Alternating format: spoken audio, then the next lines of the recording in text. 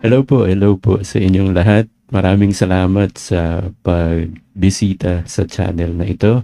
At ang pag-uusapan natin ngayon ay tungkol sa isang verse na pinagkakaguluhan ng mga mangangaral na tao sa panahon ngayon. Hindi lang sa Pilipinas kundi sa ibang bansa at sa buong mundo. Ito ay yung Isaiah 24:15. Ito yung isang verse na ang hilig ng mga mangangaral na tao sa panahon natin ngayon na i-claim na sila ito. Pag-usapan natin kung ano ba talaga tong hula ni Isaias. Ang sabi kasi doon sa Isaiah 24:15, "Kaya't luwalhatiin ninyo ang Panginoon sa silanganan.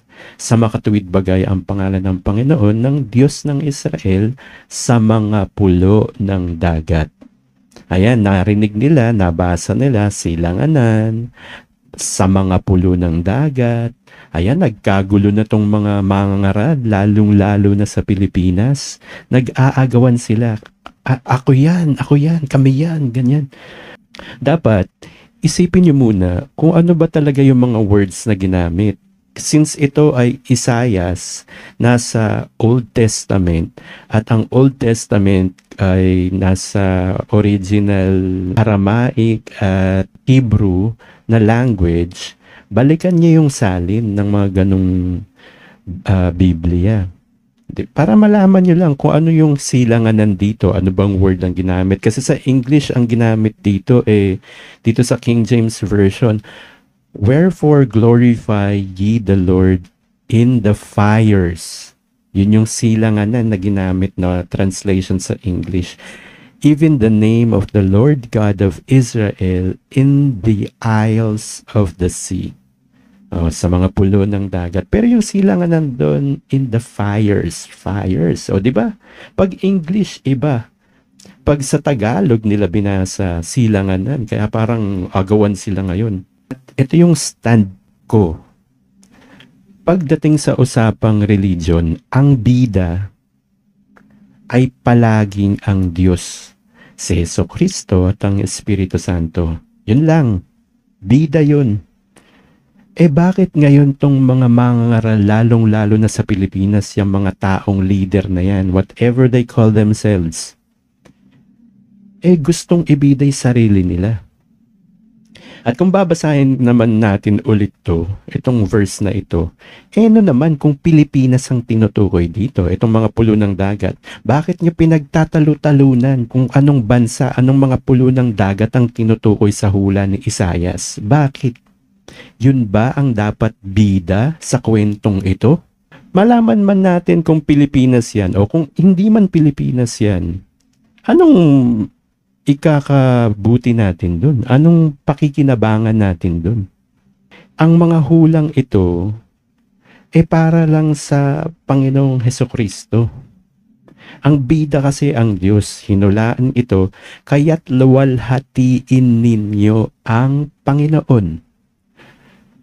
Kung saan man. Kasi kung babasahin mo yan, itong buong chapter na tong 24. Ayan ang hirap kasi nung na-invento tong chapter at tong mga verses Makakita lang ng isang verse. Ito yung maliliit na number na nakikita nyo sa Bible nyo, sa mga Bible app or sa mga printed na Bibles. Wala naman talaga yan eh sa mga original manuscripts. Nasabi ko na yata ito sa isang video. Ilalagay ko na lang yung link dito sa taas o kaya dito sa description. Mahaba-habang video yon, pero hanapin nyo na lang doon kung sang parte. In-explain doon kung saan nanggaling ba itong mga chapter at verses na ito. Pero sa original manuscripts, walang mga maliliit na number yan. Nakakatulong sa atin kasi gaya nito, merong Bible app, may search field. Pag nakaisip ka ng isang verse na gusto mong mabasa sa Bible, ano lang, type mo lang yung keyword, lalabas na. 'Di ba? Pwede ka rin magsabi ng chapter tsaka ng verse, lalabas na yung verse na gusto mong makita. Yun ang maganda dito naman sa pagkakaroon ng mga maliliit na number na ito at mga chapter at mga title ng books sa Bible. Pero originally, wala yan. Dagdag na lang yan eh. At ang downside naman nito, etong mga mangangaral talaga na gahaman sa napakaganid. Kaya mga ganid na lobo eh. Gusto nila sa kanila. Gusto nila sila yung bida, sila yung kakain, Ito yung parang naiisip ko. Pag nagsaboy ka ng pagkain sa isang fish pond, di ba nagkukumpulan yung mga isda, nag-aagawan, parang yung tubig, parang akala mo sasabog na. O kaya maghagis ka ng pagkain sa gitna ng mga asong ulol. Di ba? Yung mga asong ulol, lalapain yung hinagis mong pagkain, mag-aagawan sila. Ngayon, ito, may nakitang salita ng Diyos, may hula si Isaias na nakasulat sa Biblia, nag-iisang verse. Hala, nagkagulo na yung mga mangangaral sa Pilipinas, mga taong gahaman, mga nauulol, mga natatanga. Ayan, mga gustong sila yung bida. Ayan, nag-aagawan sila. Nagtataka naman ako, ang hula dito, mga pulo ng dagat, lugar eh. Tapos may isang taong tatayo na sasabihin, kami to, ako to. Bakit ikaw? Ikaw ba yung mga pulo ng dagat? At bakit ikaw? Sige, halimbawa, granting, sa mga pulo ng dagat, Pilipinas yon. Granting Pilipinas nga. O bakit may isang tao na tatayo at bibida-bida? Ikaw ba yung bida dun sa hula? Di ba ang bida sa hula, yung Panginoon na dapat luwalhatiin ninyo? Di ba?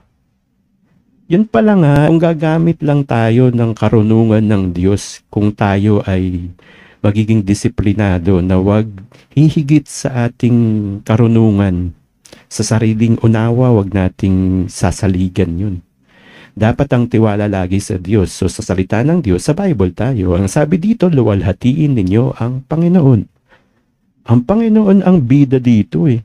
No ngayon kung malaman mo kung anong bansa yan, kung anong mga pulo ng dagat yan, no ngayon kung malaman mo kung anong lugar yan sa silangan na tinutukoy, papakinabangan ba natin yun kung hindi natin luluwalhatiin ang Panginoon? Kasi yun yung hula eh. Kaya't luwalhatiin ninyo ang Panginoon. Di ba? No ngayon kung Pilipinas yan, bakit kayo magbibida at bakit tataas ang tingin nyo sa sarili nyo at magyayabang kayo kung nalaman yung Pilipinas nga yan? At kung Pilipinas nga yan, bakit may isang tatayong grupo, o kaya isang tao? Ano yun? Delusional? Wala ka naman dyan sa binanggit, tapos ikaw yung magbibida-bida. Ako ang representative kasi nitong religion na tinayo niya. Natatanga na ba lahat ng nakikinig sa mga mangangaral na tao na yan? Dahil lang sa isang verse na ito, sa Isaiah 24:15? Isipin nyo na lang, di ba kayo nangingilabot, mga tao?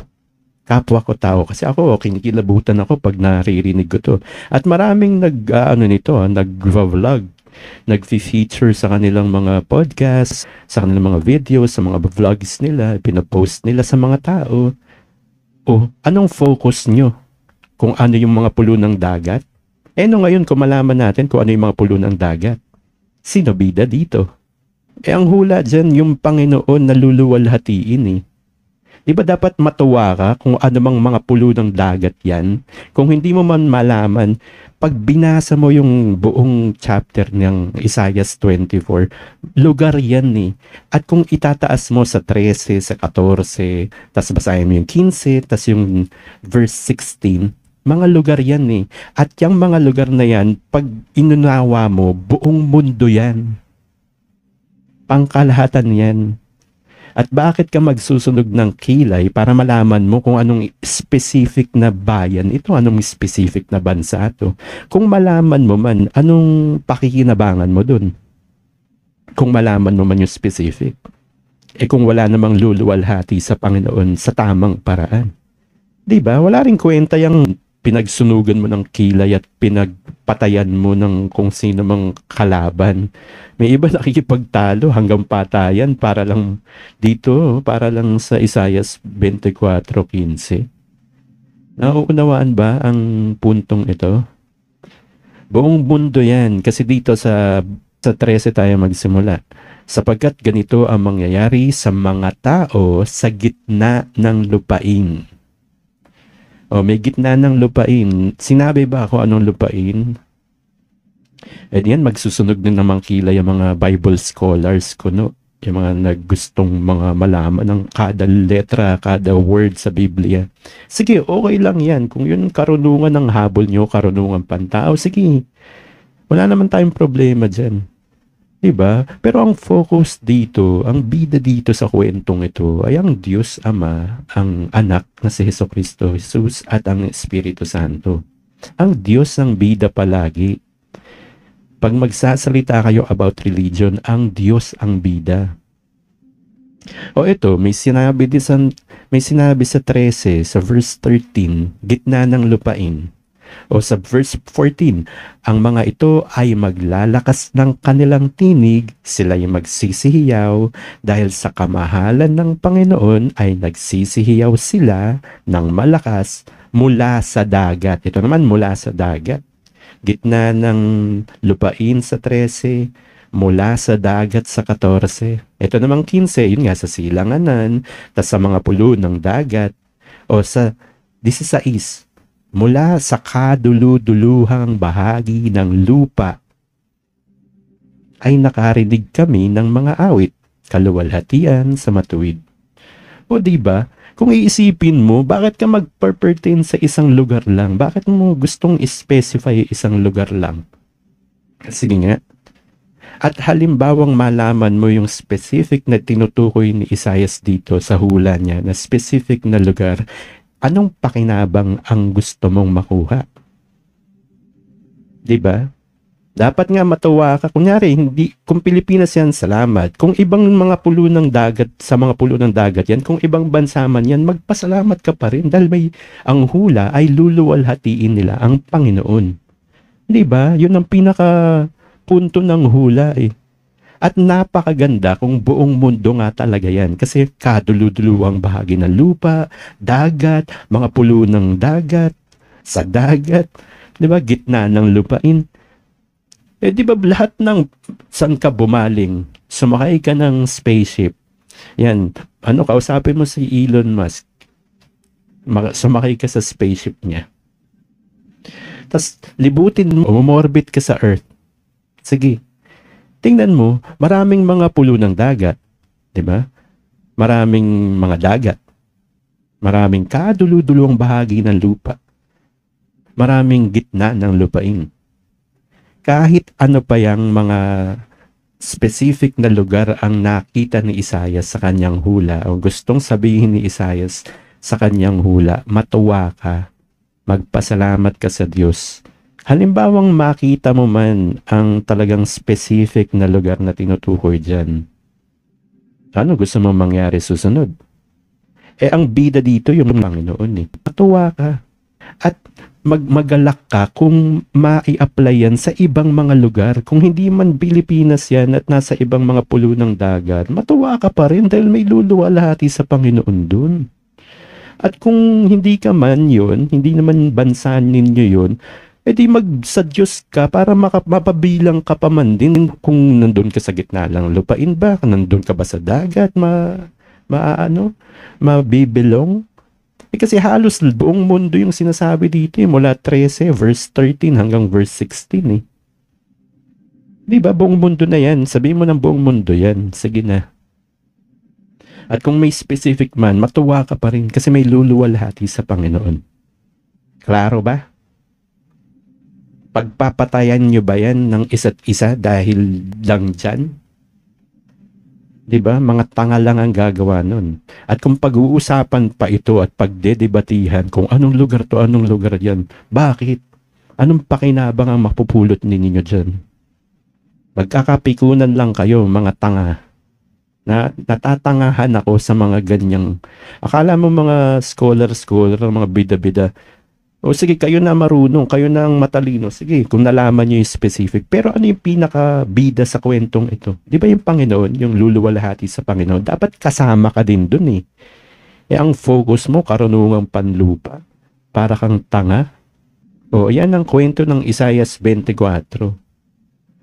Gusto kong iklian lang tong video na ito para lang maitawid itong nasa Biblia. Yun kasi ang bida, yun talagang stand. Yun naman dapat ang stand nating mga mananampalataya sa Diyos. Ang bida dapat palagi sa usapan ng religion ay ang Diyos, si Jesucristo at ang Espiritu Santo. O, tugtungan pa natin. O, klaro na yun ha. Yung unang mga pagbugso ng damdamin ko sa pagpapakita o pagpatawid sa mga nakasulat dito sa Biblia sa Isaiah 24:15. Ngayon, ito yung pangalawang part.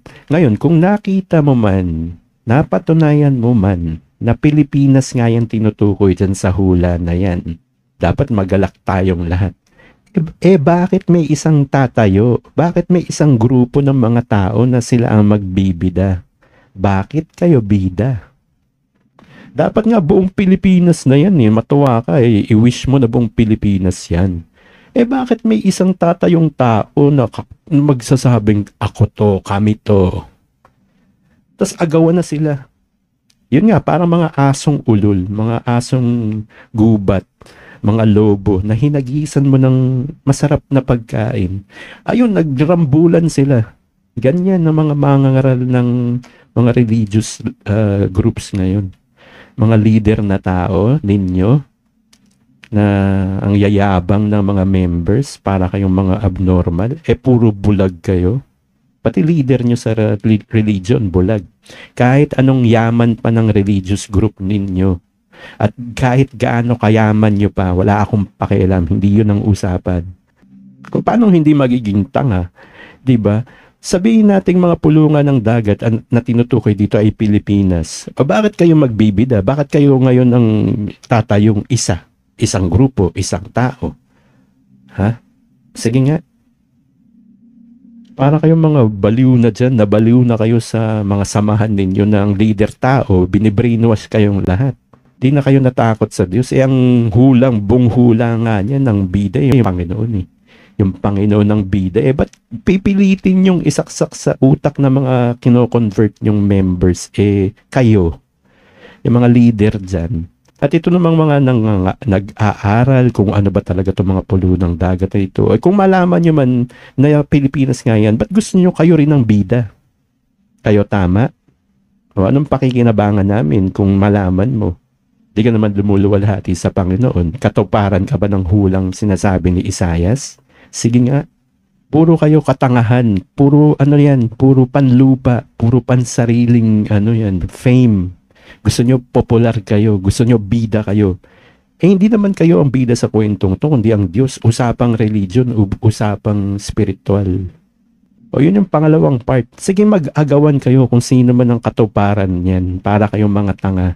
Imbis na maging masaya kayo kung anumang bansayang mga pulo ng dagat na tinutukoy dyan. Kung anumang silanganan talaga yan.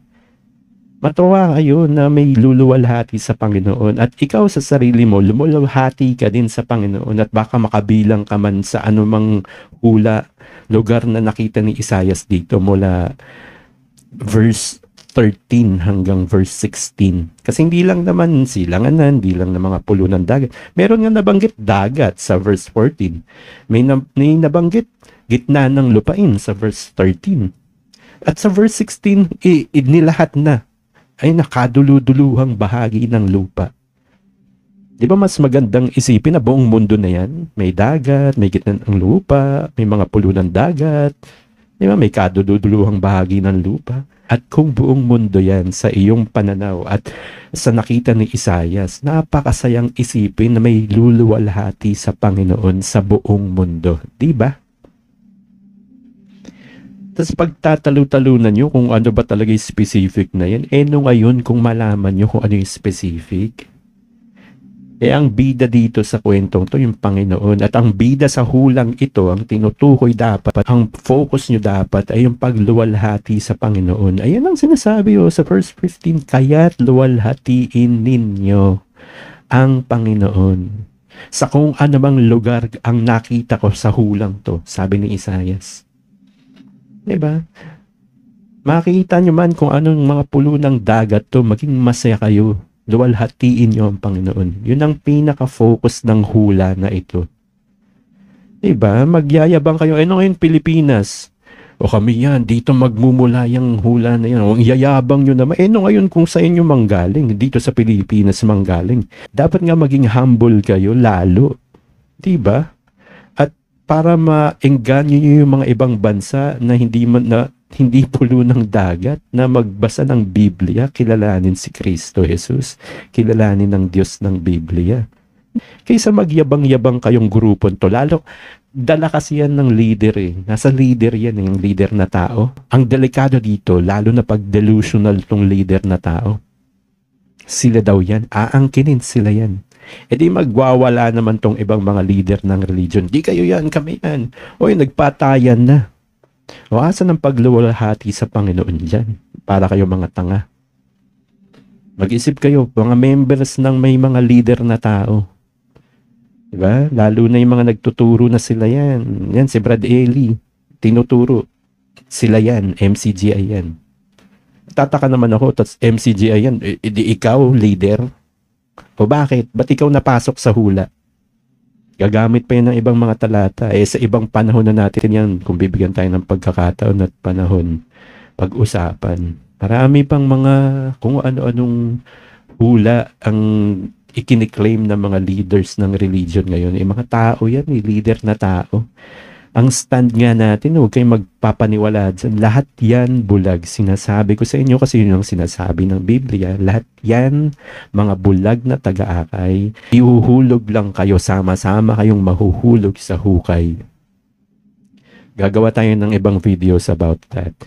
So, ito muna ngayon ang video natin about Isaiah 24:15. Sana may napulot kayo.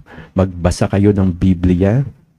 Ibida ninyo ang Diyos, ibida ninyo si Jesucristo, ibida ninyo ang Espiritu Santo, ibida ninyo ang mga salita ng Diyos. Kesa mga taong leader o mga sarili ninyo ang ibida ninyo pag-usapang religion. Okay ba? Uulitin ko, ako ay nandito para itawid yung mga nababasa ko sa Biblia. Hindi ako nandito para mangaral. Hindi ako nandito para magturo. Hindi ako nandito para sabihing sugo ako o isinugo ako ng Diyos. Hindi. Tao ako katulad ninyo, makasalanan. Kaya nagbabasa ako ng Biblia at kinikilala ko si Jesucristo. Kasi siya yung manggagamot. Siya lang ang dapat bida sa kwento. At ang Diyos at ang Espiritu Santo. Ayun po, open na ang comment section. Pwede kayo mag-comment. Uulitin ko, kung kayo ay manggugulo lang, expect mo aawahin kita. Sa comment, may mga nang totroll Wala akong panahon makipag-usap sa mga ganun. Kaya kung makikita nyo yung ibang videos ko tapos ganun ako magsalita, pagpaumanhin nyo na. It doesn't mean kung ganun ako magsalita sa mga ganong klaseng magtanong o ganong klaseng mag-comment, wala na akong alam sa sinasabi ko, sa topic na in-upload ko sa video na yon. That doesn't mean na kapag ganun ako sumagot, hahatulan na ako na bobo-bobo. Ang sa akin, hindi masama yung sinasabi ko, magbasa kayo ng Biblia. Kasi lahat ng sagot nandun. Okay po ba? Ayun, salamat sa pakikinig. Hanggang sa susunod po. Ayan, maraming salamat po sa pakikinig. Kung nagustuhan niyo yung video na ito, you can click the like button at gaya ng sabi ko kanina, you can leave a comment sa lahat ng social media platforms ko. Bukas naman po yan sa mga suggestions or questions or your opinions. Ayun po, hanggang sa susunod na video. Bye-bye.